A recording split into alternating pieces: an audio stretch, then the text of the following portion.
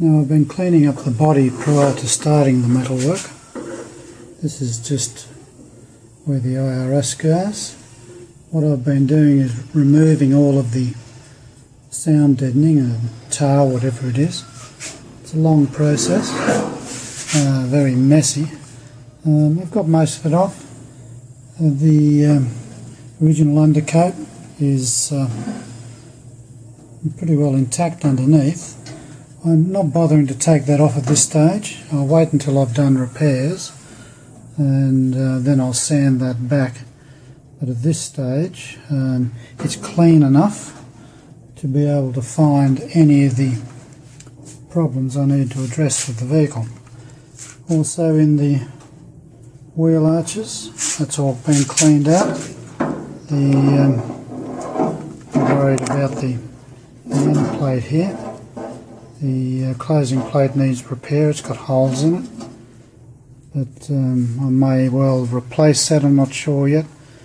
Replace or repair. The Underseal, I've been taking out the seam sealers. I've been taking most of that out, there's still a little bit of it left. The way this car was put together, it appears that the seam sealer was put in prior to the red undercoat, because the steel underneath the seam sealer, when you remove it, is actually just bare steel. There's no actual paint in terms of the British racing green in the wheel arches or underneath the car there. The did come across the boot. I'm not cleaning this off, that's got to be replaced. It's all rusted out. A few rust holes in the rear section here that I've got to address. I'm not taking this back to bare steel at this stage. I've removed the red lead that was covering the vehicle. Now that's been on for probably since the early 80s, I would imagine, and it's not a good sealant if the weather gets to it, and I take it that the weather has got to the vehicle, so it's got surface rust underneath the red undercoat. I'm not taking that back to steel yet. I mean, I can. There's a few places where I've rubbed it back to bare steel, but I'll wait until I'm actually repairing the panels, then I'll take that back. The inside of the car, looking in there, that's the roof. I've taken the glue off that. That's also another messy process. The undercoat, once again, is covering that. There's a little bit of British racing green around the front, but certainly the car hasn't been completely sealed in paint. Just turn that round a bit.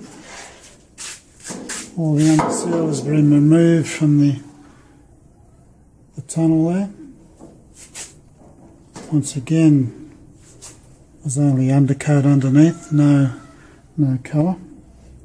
So at this stage I'm ready to actually start the process of repairing. Now I've decided I'll work on the right hand side of the car first. That's this side, and I'll start to pull the various panels off. Obviously I've got to take the outer sill, the inner sill, the floor section, and see what damage I've got. I mean, there's damage inside the back section here. I'll be taking, see if I can hold that there. I'll be taking this panel off to get in behind and make repairs in behind. The transmission tunnel, that will actually, or the bit around the gearbox, that's going to have to come off. Not sure whether I'll replace or repair. I'd like to keep as much of the original steel as possible. Transmission tunnel is gone on the bottom, so I may well repair that. This side of the transmission, I mean, it's been hacked around this section here. For what purpose, I'm not sure. Maybe to get at the slave cylinder. Very sloppy job. So, I mean, that will be repaired at least, or maybe I'll just have to remake the whole panel. So, that's all going to be done. This small section in here will have to be remade and replaced. The bottom of that, maybe I'll cut that off and use the top section but remake the bottom. One thing I'm a little bit uncertain of, I'll just get around the front, is the way that the air conditioner has been put in.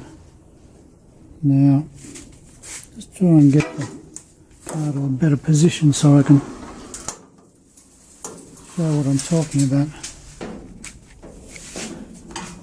Now, this was fitted with air conditioning, and it's the unit that I've seen, same air conditioning unit I've seen on other left-hand drive cars, so it's not an aftermarket air conditioner, it is the one that was originally fitted.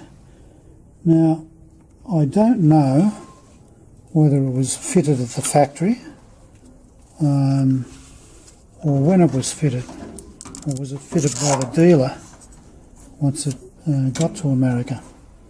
So what makes me wonder is the way it's been fitted. Now, try and get the camera, it's a bit awkward to get it in and describe it. But what amazes me is the way the original panels have been hacked. It's been hacked out and very roughly done. This section here, this is where the drain holes come through from the condenser inside of the car. That's been hacked out, and this has been split, or maybe that's not split. No, that's not. That's a separate piece, but it just looks. This is a separate piece in here. Now, I don't know whether this has been done during manufacture or after manufacture. The way it looks is that it's been done after manufacture. Now, if that's the case, it would have been done in America, but to do that, it's a lot of work. You either do it from inside the car or you pull the motor out and you do it properly. So I guess what I'd like to know is anyone who actually has an air-conditioned vehicle, a US spec one, which this is this the way it should look?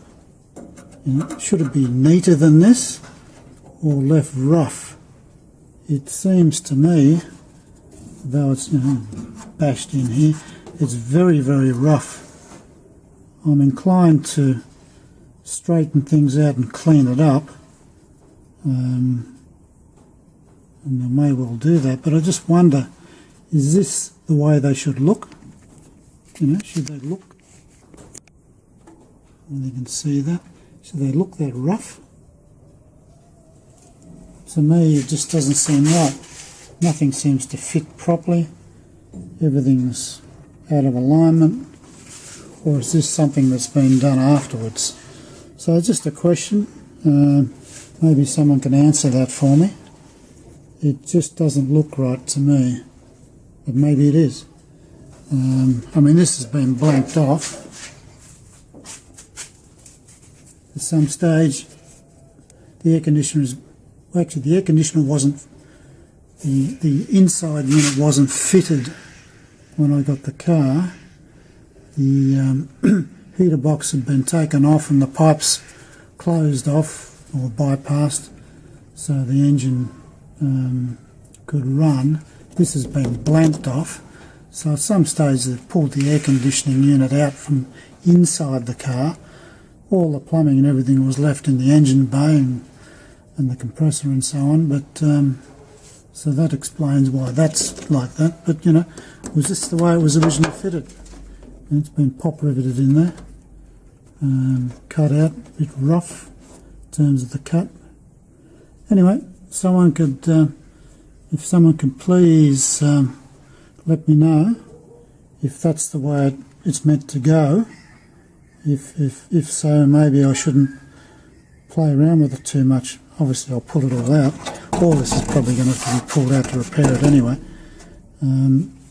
The transmission tunnel itself is all bashed around. I mean, everything's bent. And nothing straight. All this is all bent and buckled and dented. You know, it just doesn't look neat to me. I mean, I'll straighten that out, but anyway, just a question. And one other thing that I've done is that I've actually got to remove all of this. This is the engine mount. The cross member is all rusted out. This is the only bit that actually remains. But what I've done is I've actually got the whole piece. So I'll put one piece straight through, so this will come out.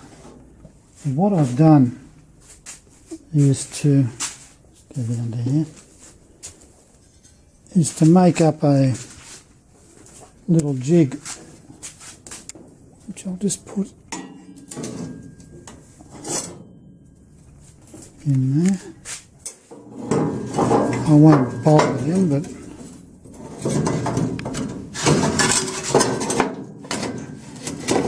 it goes in.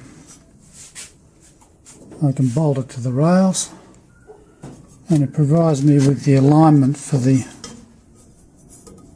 gearbox mount, all the alignment points. Now, it may not be necessary, but seeing I'm going to pull everything out, and so I'll pull all of this out. The tunnel will come out so I can repair it.